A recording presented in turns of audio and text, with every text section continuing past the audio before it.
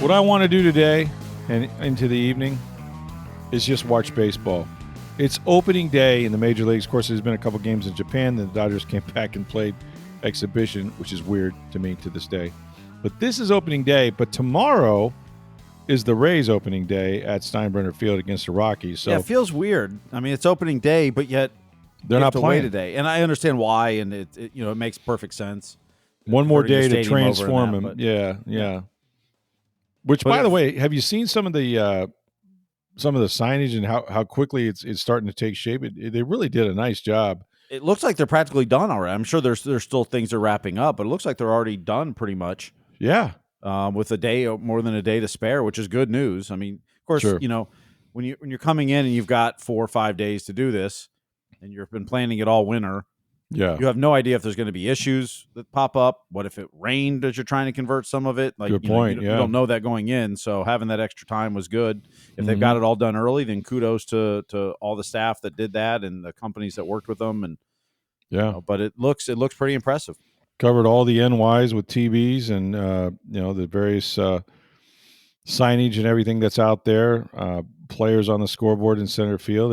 If you didn't know, you wouldn't know, but it looks like the Rays ballpark, and it will be for an entire year. We're going to have Mark Tompkin of the Tampa Bay Times, who is playing a little beat up himself right now. He's been through some stuff these last 2 years with an Achilles, and now he fell and shattered his kneecap when he was in Port Charlotte. So he's not going to miss opening day, as he never has since the Rays began in 1998. We'll have a chance to talk to him, as we always do, on opening day, which is something to look forward to tomorrow, Rays opening day.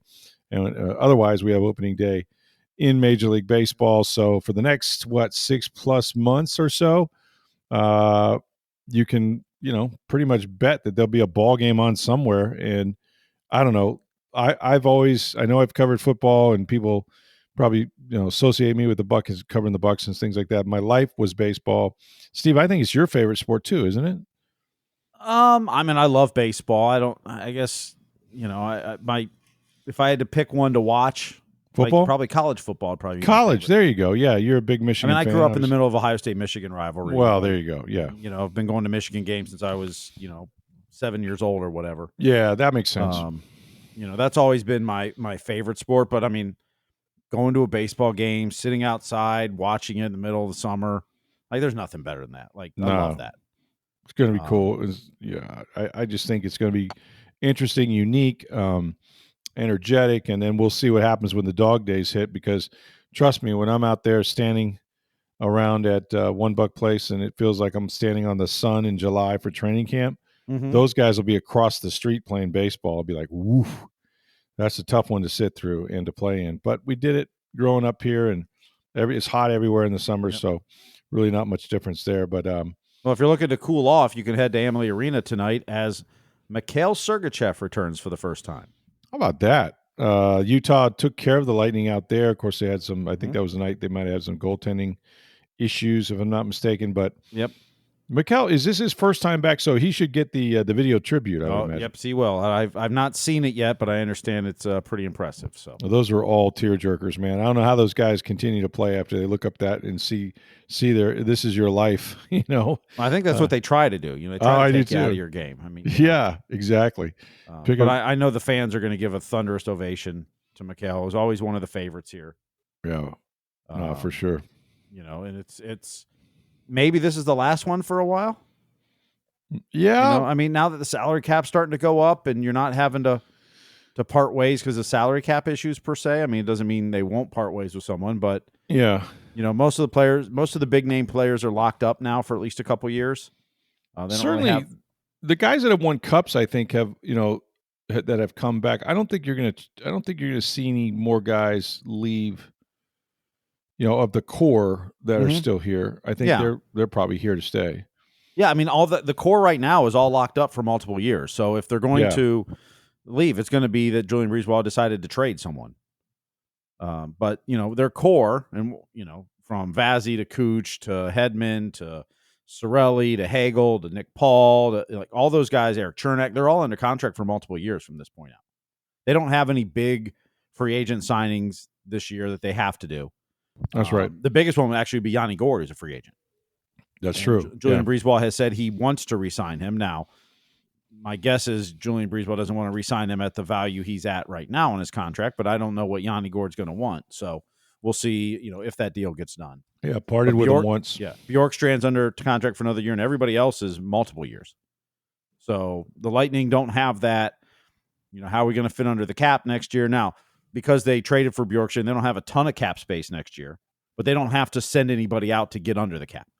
Yeah, like that's they've had huge. to in years past. They don't have to go, well, we really have to get rid of McDonough because we got to sign these guys that are going to get big raises, or that kind of stuff. So I mean, the Lightning are in a much better position salary cap wise than they have been for years going forward. So yeah, no, I think they can keep this group together, and certainly there's some players that are aging like Hedman and others, but still got very much a Stanley Cup contender on their hands for a number of years. And Ryan McDonough game 1,000 tonight.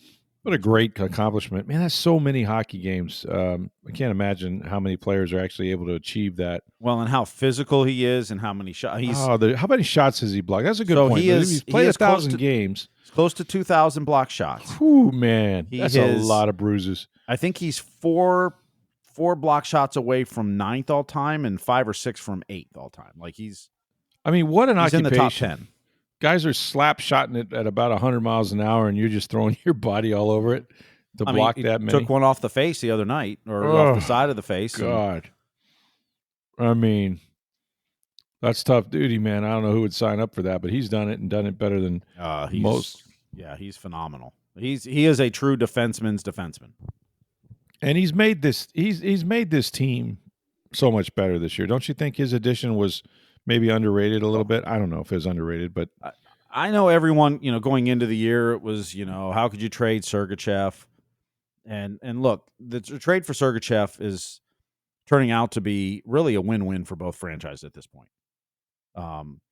Mikhail Sergachev goes to Utah. He gets to be a number 1 defenseman. He's like 3rd in the NHL in minutes per game. Oh, wow. I mean, he's the true number 1 defenseman there, playing power play, playing all situations. He was always going to be number 2 on the left side at most, behind Hedman, and McDonough's on the left side as well. So by going to Utah, he gets, I don't want to say a fresh start because he was really good here in Tampa, but he gets to take that next step now, and he gets to become a number 1 defenseman, playing all situations, the top guy over the boards, eating tons of minutes. They love him in Utah. Some of the Lightning fans I talked to that went to the game, just said how much the fans there love Mikhail Sergachev. He's beloved out there already, just like he was here in Tampa. Mm-hmm. So he gets to now thrive and grow in his career more. And then the Lightning get J.J. Moser, who's been really good. Yep. I don't think he's 100% back yet. I mean, I don't think he's playing quite as well as he was before he got hurt, but I think that's part of the, still getting process. Back and in the groove in that. Yeah. And you get a top prospect in Connor Geekie, who, you really saw good. some flashes from earlier. Now he's in Syracuse. I think that's the right move so he can develop more. But he's a big part of your future and replenishing that prospect pool. And you got a couple draft picks out of it too. So that's a trade that is a win-win. Utah, a new franchise, moving from Arizona to Utah, needed to make some splashes. They had all these prospects for years and drafting high and this. Well, the new owner and management said we want to start to win now. It's not about building now. Now, are they ready to win a Stanley Cup? No. But are they much better than they were last year? Are they fighting for a playoff spot right now? Yes, which is what they wanted in that first year of a new franchise and the fan base there. And so they went out and got players. And yes, they traded Moser, a younger defenseman, and Connor Geekie, but to get a guy like Sergachev, who they're plugging in as a number 1 defenseman, who's doing really well out there. And so they needed to make that splash. The Lightning wanted to save a little money there, get a top prospect in Geekie, and still replace a defenseman with Moser. You had McDonough coming back as well. Like, it was a win-win trade for both sides. Yeah, and that's kind of what you want. You want the other team to feel good about what they're getting or giving up, in return. And if it works out for both, then that's the objective right there. We've got, of course, baseball tomorrow, Mark Tompkin, but we got a lot of mailbag questions we want to get to before we get to Friday's season opener with the Rays and the Rockies. So let's get started. All right, we'll start with a couple of baseball questions since it's opening day. Scott asks, I still don't understand the Tommy John pandemic. How do CeCe Sabathia and Roger Clemens throw upper 90s in their prime, have long careers, and never require surgery? As a fan, I love watching Paul Skeens, but he must be a ticking time bomb. Love the show. I would worry about Paul Skeens, although he's one big dude. Like, I think that the one thing that he would have going for him is just his size. That might also be what Roger Clemens and CC Sabathia had going. Those are big men. Country Nolan Ryan strong. was another one who was a big Another man, guy right? that was just a strong. You look at the lower halves of those guys. I think mechanics had so much to do with their success. Both pitchers that he mentioned. The way they would, use their legs and hips and drive off the mound. They took a lot of the stress off their arms, and and then listen, if you want to talk about Roger Clemens post 30 years old, okay, we kind of know he had some help, right? As far as some Allegedly. PEDs, allegedly. That's been the suspicion, I guess you would say, and probably, is probably why he's not in the Hall of Fame right now. But, and I also think that, you brought this up the other day. You didn't have the emphasis on spin rates and some of the things that may be contributing to some of the arm troubles we've seen, especially at younger ages. I think you got to go back and study, what these guys did just as athletes coming up versus what they do now, which is if you're 8 or 9 or 10 years old, you're playing way too many games and you're focused only on baseball or another sport. It's all soccer or it's all basketball. Kids being forced to choose. In that generation, I'm certainly in mine. I don't think that you had that. I think you had a lot of good athletes that played baseball, grew into their bodies, and and also there's also an element of these guys are we're talking about freaks here. Go to the top of the food chain and mention Roger Clemens and CC Sabathia. There's not many, the Nolan Ryans. There's not many of those guys that the good Lord made that could pitch as long as they did and throw as hard as they did. So they're kind of the outliers, if you will. But we talked about this before, like, the arm trouble and all that. The biggest change in the game, I think, is velocity. You mentioned spin rate. That's something I really can't explain, but I would think that it would put a lot more stress on your arm. And guys are also, just told to go as hard and as long as they can. And if it's 4 or 5 innings, they'll come get you, and that's different. Back then, these guys were trying to get complete games. They were trying to pitch into the 9th inning. They wanted the ball, and they pitched a little bit more instead of just going out there and trying to blow every hitter away. So it's a different era. It's a different type of game now. I heard Doug Wechter on WDAE on Wednesday morning. I think it was. I did too. I know what you're going to go. And he was talking about his worst year in the majors. And he had just for years he had some soreness in his arm and that, and he just kind of decided, well, that's just the way it's going to be when I pitch. And then he went to spring training, and instead of his fastball being 93, 94, 95, he said it was like 90, 91, 92. And his arm hurt, but he's just like, it's, I just got to throw more, throw harder, and didn't go address the problem, and there was a problem, and he ended up basically hurt all year and had his worst season.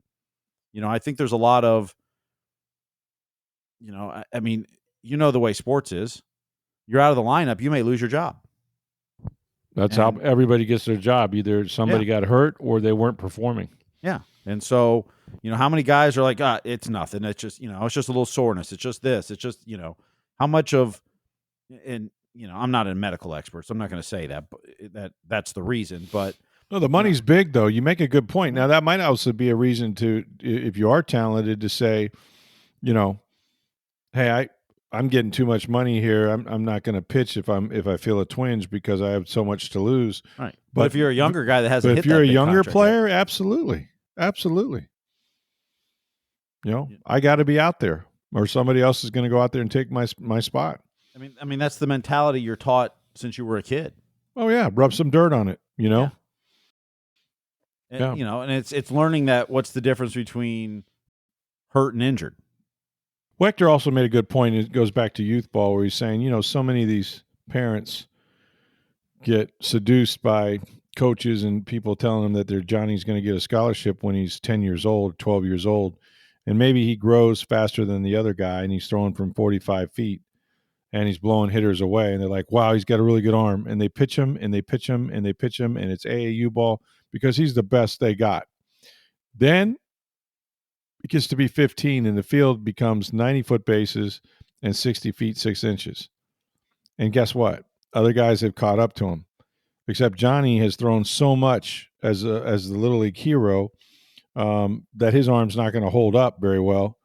And and that fastball that from 45 feet isn't the same as it is now from 60 feet 6 inches. So the game will change sometimes faster than you can. And I think that parents in particular, and you know who you are, you start thinking college scholarship when your kid is blowing away 11-year-old hitters and he's 12 and he's already 6 foot, but he's not going to grow anymore.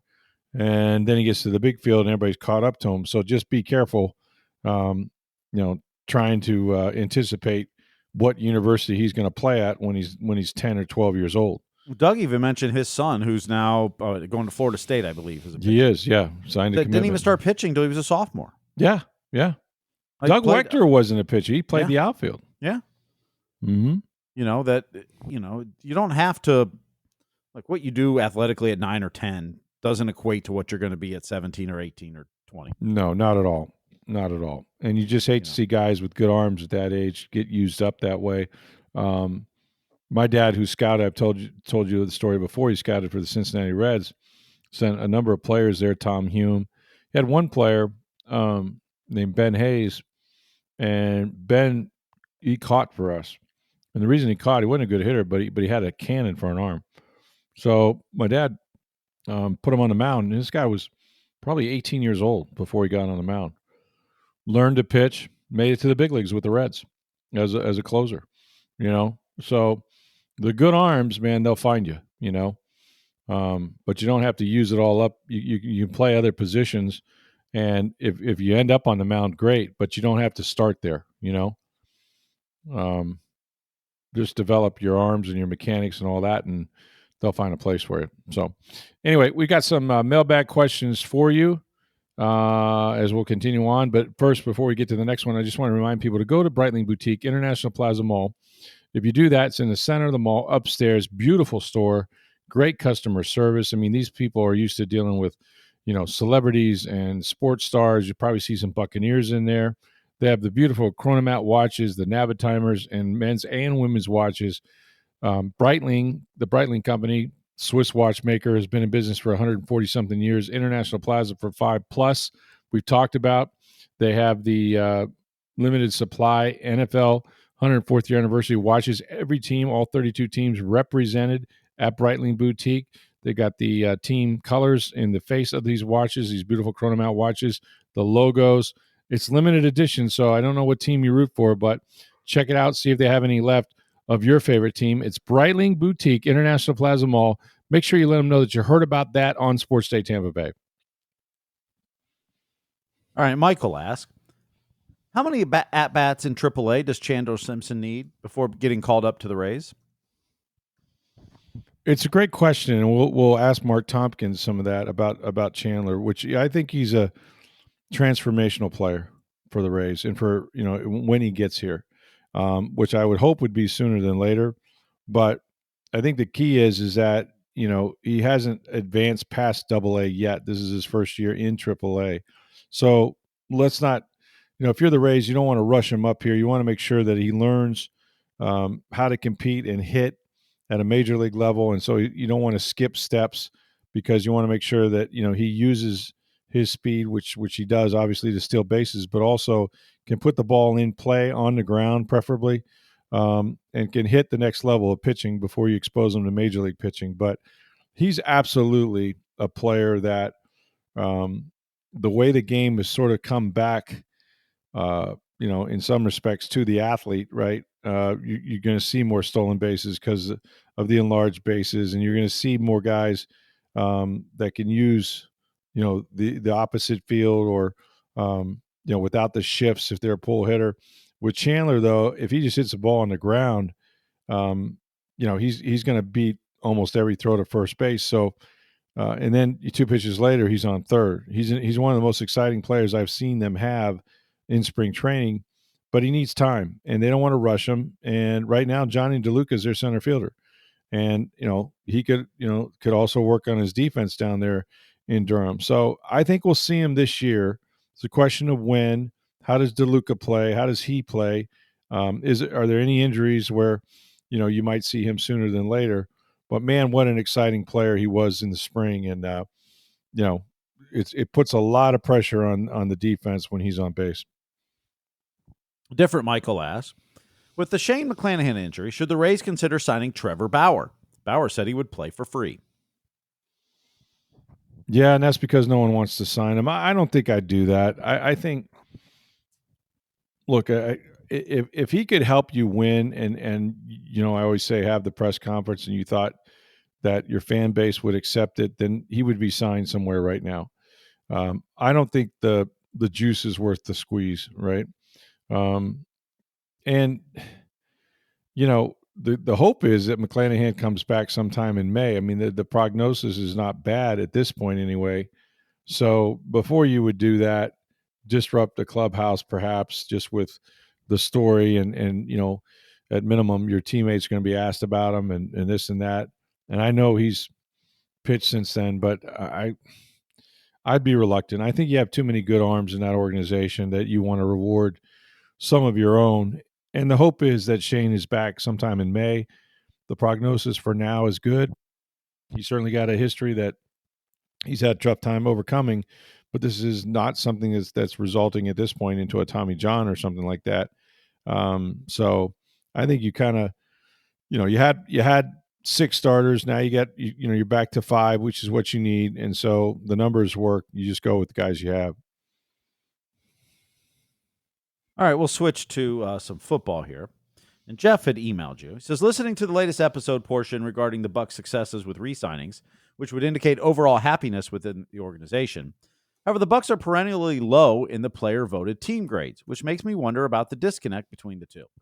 What explains the low player-voted team grades, but players' ostensible happiness with the organization enough to re-sign so often? Also worth mentioning, I always love the show, but these days it's my happy escapism from the world's chaos. Thanks for being awesome, Rick, Steve, and Tom. What a great letter for us. The last part he said is the only thing I heard. No, I listen. Those what he's talking about is every year the NFLPA does report cards. They're anonymous, and they're taken over a 2-month period, I believe. They ask all kinds of questions, anything from, and you grade 1 through 5. I want to say, sort of anything from nutrition to training table to travel, strength coaches, just you name it, organizational commitment to winning, all that stuff, ownership. And it is interesting that on the surface, when you look at the grades, the Glazers got a D- overall grade this past survey, which I completely think is short-sighted at best by the players. Again, I don't know how many were actually participated because it was voluntary. But when you think about what the ownership did during Hurricane Milton, not just evacuating the players, but also their families, some 350 people for a week in New Orleans. When they came back, if some of their houses were flooded, they paid for lodging for those players and their families to stay. I look at the bigger picture. Could the facilities be better? Sure. Could the locker room be bigger? There's some nitpicking things that go on. You never get a bad grade with the strength coach, because if you give that guy a bad grade, Bobby Slater is going to work you so bad that you're going to wish you gave him an A. But yeah, I think there's a little bit of a disconnect. And as far as free agency and stuff like that goes, that's determined purely by finances. I'm in the case of Chris Godwin, he left a lot of money on the table and gave him a hometown discount because he's been part of this organization and they're loyal to him and he's loyal to them. And that's a two-way street. But for the most part, if you're talking about free agents, you're talking about, how much guaranteed money they can get from team A versus team B. Now, if you're at the end of your career and you want to win a ring and you have the ability to choose, that might be different.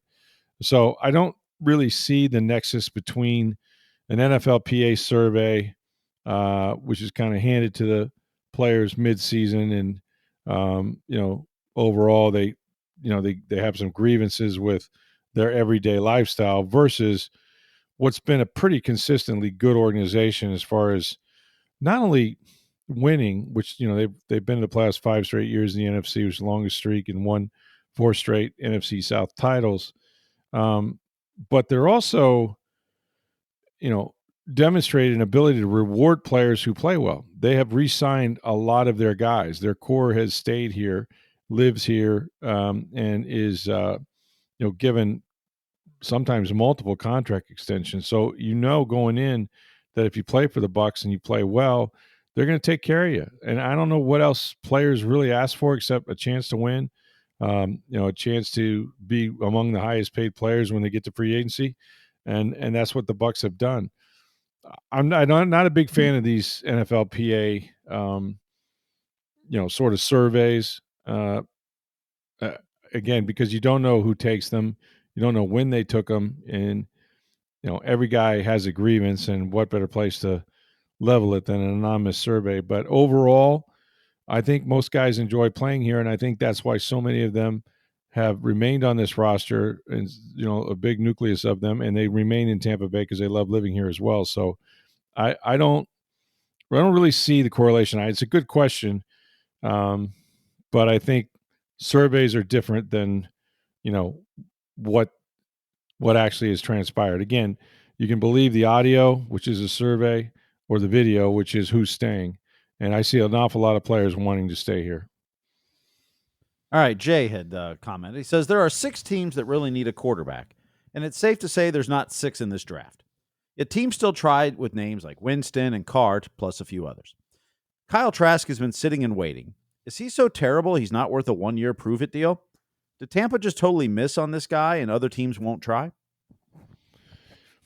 It's a fair question. I really believe that Kyle Trask would look for another home, and maybe he did. And the fact that he's coming back, I'm not sure what it says. I don't know if it says something about the Bucs or something about Trask in a negative way, because you would have thought that, 4 short years ago, the guy was drafted in the second round and he was among the SEC's, top quarterbacks. And all of a sudden he goes and has to sit behind Tom Brady, and then he has to sit behind Baker Mayfield. And those guys, won a Super Bowl and made the playoffs every year. So it's, there's a little bit on Kyle. He hasn't had enough tape in the preseason for people to go, wow, he's really improved, I'm assuming he came back because there wasn't a great market for him. But I mean, every year, teams are going to draft quarterbacks. There's a new quarterback class this year. I don't think it's as good as last year's, but it's musical chairs. And sometimes, if you're not a starter in this league, you have to grab what you can get. And I'm sure that Kyle feels more comfortable. Todd Bowles has continued to be consistent and say, if he has to play, if we have to start him, I expect him to play well. And I do think he's gotten better. And there might be a recognition that, well, Baker Mayfield throws his body around everywhere. When my time comes, I just have to be prepared. And I like this offense. I've been in it now, or some version of it, for a couple of years, even though they change coordinators every season. And he may like it here. I mean, he went to college here, obviously. So guys usually sign for more money or better opportunity. In this case, it's the same opportunity. It's not a lot more money. And I think he just, probably looked around and there wasn't a lot of interest. And that's okay. Until or unless he gets to start games. Is in the NFL, you either are exposed or you expose other people. And Kyle hasn't played enough to be exposed. But if something were to happen to Baker where he had to play, multiple games and have to win them, now he's got his chance. Now he's exposed. If he does well, you probably got a future somewhere else next year as a guy that could fight for a starting job. If you don't do well, you may have to fight to keep your own. And don't forget this: the Bucs have Michael Pratt, who they really, really like, that they got off the Packers practice squad, the kid from Tulane that impressed them doing scout squad stuff a year ago. But now he's going to get to compete with Trask. So we'll see. But it is, when you consider he was a top quarterback in one of the best conferences in college football, and really didn't get enough to interest him to leave the Bucs, even though he's a solid, no better than a number 2 here. That's saying something. It's saying something about the market. It's saying something about how other people evaluate Kyle Trask. All right, Matthew asks, given the teams the Buccaneers are playing in 2025, what is your way too early record prediction? Whew, man. Win. That's right. Win. I'll tell you what, man, they're going to open at Seattle, win. They come home against Carolina, win. We'll do that show sometime in May, I'm sure. My way too early. I think I would set it. They won 10 last year, right? I'd set the under over at 10. And I may take the over, but once again, folks, when you win a division, right, you get a lot of division winners on your schedule. And that makes it awfully hard, awfully tough. I think the division will be better. I think Carolina will be better and capable of almost beat these guys last year. They got swept, and Bucs needed to sweep them. I know Atlanta is a contender. I know they are, and they obviously are going to start the season, with Michael Penix Jr. as their quarterback. That's going to be huge. We'll see how good their defense can get. I'm not a huge Saints guy right now, but they still have Derek Carr. I think they've gotten old really fast in a lot of areas, so I don't think they're quite there yet. So I still think the division has to run through the Bucs, and you get to the postseason, anything can happen. But with some of the additions they made, the Hassan Reddicks and some of the additions they made on defense, another draft, this team's going to be pretty good. But I think 10 wins, is where you would set it and then go up or down from there. And I'd probably take the over. GP tweeted, he says, how about a fun one? How many rushing yards do you think Bucky Irving will have after 9 games? And how many at the end of the year? And how many rushing yards as a team? Not sure where the 9 games comes from. He'll have more after 9 games than he did last year, because if you remember last year, they really kind of kept him on a pitch count. Rashad White was the starter. As I say, he didn't start till game 13, 14, something like that. He really only started 2 games when Rashad was up, and then of course the one in New Orleans when he didn't play. So he had 3 starts all of last year, including the final 2. And assuming that he's their RB1 this year, even though they'll probably play them both in some formations, but he had a little over 1,150 something yards a year ago. I'm going to say he's capable of 1,300 yards. I think he's going to be pretty consistent. I think you'll see him involved a little bit more in the pass game, but he's explosive. In second year, he's going to have a lot more figured out than he did as a rookie. But I think, over 1,300 is a pretty big number. And again, he's got to stay healthy. He's not the biggest guy in the world. Going to split the time again. Going to have to share the ball with Rashad White and others. But yeah, I can see him for 1,300 yards and about 8 or 9 touchdowns. All right, Steve had tweeted. He says, Rick, what is your favorite NFL name? Former Steelers offensive lineman Tunch Ilkin is a strong one. When I was a kid in the early 70s, the Eagles had a DB named Johnny Outlaw. What 10-year-old kid wouldn't kill for that name? 10-year-old? How about friggin' 20-year-old, 30-year-old, 40-year-old? It's a great name. It sounds like a nickname, not a real name. I know. Well, the nicknames would be a little different. If you were going, he's going straight name. If we're going nicknames, I'd think about guys like Craig Ironhead Howard, or Hayward. Hayward. I like this one because it's a football kind of thing. Is about Webster Slaughter, right? There you go. If your last name is Slaughter, should play defense, right? He's a wide receiver, but I like Webster Slaughter. I think that's a great name. That's a good one. And granted, he went to Michigan, but it was just a weird name. And my sister loved him watching him play. It was Tshimanga Biakabatuka. Yeah. Mm-hmm. Just Carolina Panthers, right? Running back? Yeah. Yes, he was. Yeah. Yeah. Biakabatuka. I remember him. His nephew plays hockey, actually. He's in the ECHL. Does he really? Yeah, He used to play over in Orlando. Now he's at a different team in the ECHL. But that's crazy. Yeah. That was always one you had to practice saying, but yeah, he was in the NFC South for years. These guys had a tough time with him. He's a good player. There's a lot. I mean, my favorite, it's not a football name, but, the favorite one was Dick Trickle in NASCAR. Oh, here we go. Okay. And there's lots of them. I mean, there's a baseball player was named Dick Pole.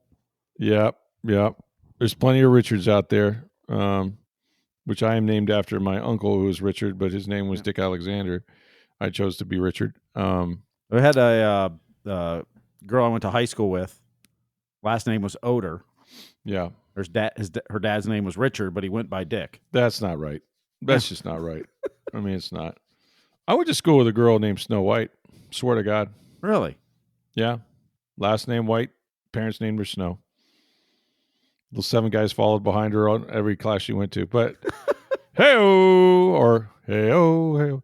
But yeah, went to school with a girl named Snow White. My strange fact, have you heard of the name Absidi? I'm sorry? Have you heard the name Absidi? No. And I think there's a couple hundred in the U.S. named Absidi. It's ABCDE. ABCDE? Really? Interesting. As a name, yeah. And it's actually, there's like, I believe it's a couple hundred. Wow. That's crazy. Yeah. Okay. All right. I like that. Yeah, but I'll stay. I'll go and stay with. We looked at some of these the other night. I'll go and stay with Webster Slaughter. Webster Slaughter, man. That is a pretty good name, though. Basketball, there was God Shamgod. God Shamgod's the best. That's the best. Yeah, I'd like to thank God and God Shamgod for this victory, especially around the Final Four time. Speaking of that, we're at the Sweet 16 this weekend, so that starts tonight. We are. And a little programming note, yours truly will be covering or helping to cover with Joey Knight the women's NCAA Women's Basketball Championship. At Amalie Arena starting next Friday night is the How about Final that? Four. You want to test my my writing abilities and sports knowledge? Here we go. Of course, I'm fortunate. I live with a 15-year-old daughter who's a huge UConn fan. So there's that, and WNBA fan, as it turns out. Mm-hmm. So it'll be fun. Looking forward to it. Yeah, it's a sold-out event. Such a good job. Yeah. Sold-out event. 4th time it's in Tampa, the most ever for a women's final. They love Tampa, St. Petersburg for that event. They love it. It's a great venue. The weather should be good. Hopefully, of course, it's inside, but still, people like to get out and mill about, and it's wildly popular, getting more popular every day. And just high-level basketball, man. Looking forward to it. Really am. We'll wrap up on this question. And Phil had emailed you, I believe. Mm-hmm. Says, hello, Rick. Different type of question here. Mm-hmm. With all of your journalistic experience, I'd be very curious to hear about how you handle sources in your business. You have broken some big stories like Urban Meyer getting whacked in Jacksonville. It seems like guys like Adam Schefter always get breaking news the fastest. Is that because he pays a source for that information, or has he developed really good relationships over the years? And I assume sources are always kept confidential. Boy, that could be a whole podcast, but I would say this, as far as let's start with Adam, one of the best in our business, bar none. His work ethic, his energy. He was a beat writer when I became a beat writer. He was covering the Denver Broncos for the Denver Post.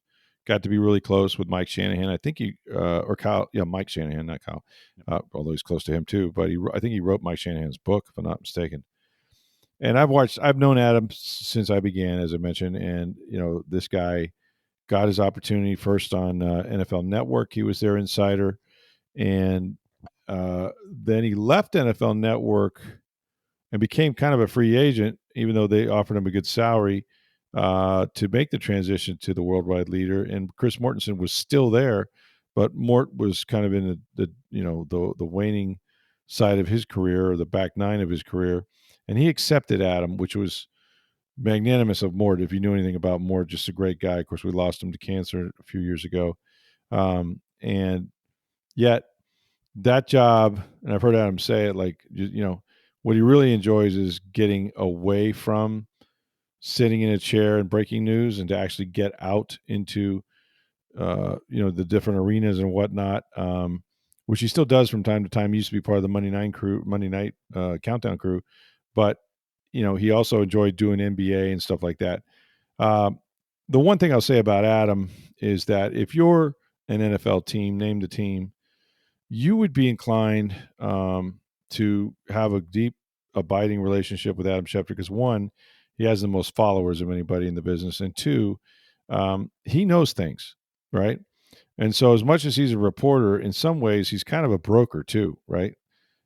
Because he's talked to everybody, and I'm not saying he's giving away, state secrets or anything, but you can bet that, he's on top of every free agent, every front office, every coaching search. Like, he just never turns it off, and good for him. And also, you know, watch what you wish for, because the guy works all the time.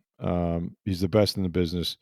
It is a little different because I think teams will call him, especially agents. The agent game has changed, where if name the agent is negotiating a contract, if it's your player, obviously I'll contact that agent and try to stay on top of negotiations and things. At the end of the day, they give it to the national guys. They give it to the national guys because they can help them and their reputations, right? And they know that if they, take care of Rappaport, take care of Schefter and some others, they don't have to make any more phone calls because it's out there. They got such a reach that everybody knows it, like right now, and very often the teams don't release information even to sometimes the local reporters, because they've made an agreement with the agent who says, hey, I want to release this contract. That's my only, stipulation before we agree to it. So what's the team going to do? They're not going to get in the way of an agent or a player releasing his own news. And so, they usually stand down until it's out there. And the way it gets out there is the agent calls Adam and others, and the news is broken, and we're following it. So that's one of the reasons why you'll see the national media, do a lot more of breaking of news of big players' names and things like that. Not to say we don't break our share. I know I have throughout the years. Yeah, the source thing. Like, we are a four source newspaper. I mean, we have to have attribution. Very rarely in my career, and I've been there a long time, have we written any story that says a source told the Times or a source told Rick Stroud. Like, we don't do that. We want attribution. We want people to know who it is we're talking to. There have been some stories that are sensitive enough and were verified enough by more than one source, usually 5 or 10, that we will write it that way. I could probably on one hand tell you the number of stories I've written that sourced anything. And it's just, you got to cultivate them. You have to try to be fair. You have to be consistent. You have to try to get stories right. Build a relationship. Hopefully you can text people that make decisions. And, and then do reporting. They've done a lot of stories that the organization didn't like, including Antonio Brown and others. And, those were bizarre, kind of twisting episodes that, did a lot of fact checking, and the organization didn't necessarily like it. But yeah, you try to develop these things both in and outside the club.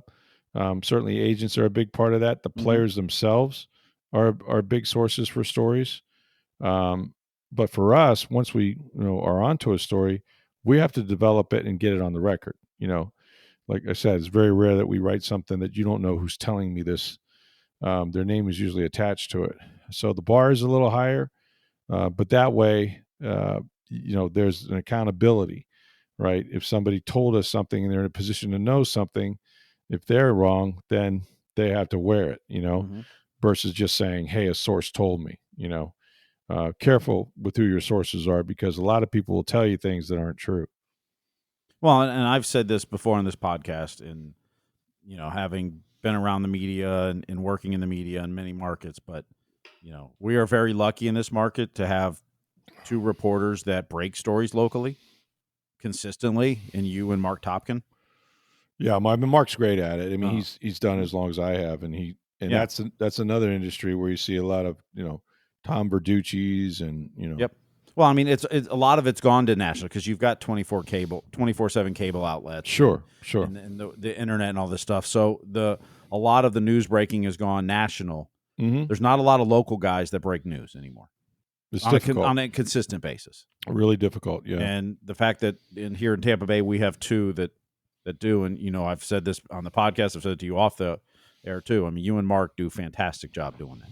I appreciate that. And speaking of Mark, he's going to be on our show tomorrow, opening day for the Tampa Bay Rays against the Rockies. Last year I was in Denver and watching the Rays open their season in Colorado. Now Colorado comes here.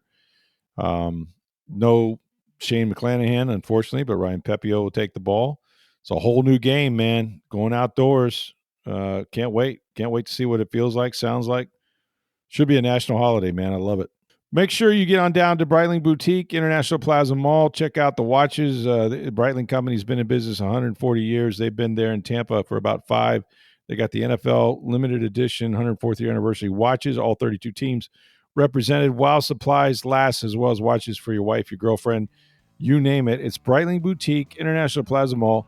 Make sure you let them know that you heard about it on Sports Day Tampa Bay. Thanks for listening. We'll talk to Mark Tompkin tomorrow. Opening day. Can't wait. For Steve Versnick, I'm Rick Stroud of the Tampa Bay Times. Have a great day, everybody.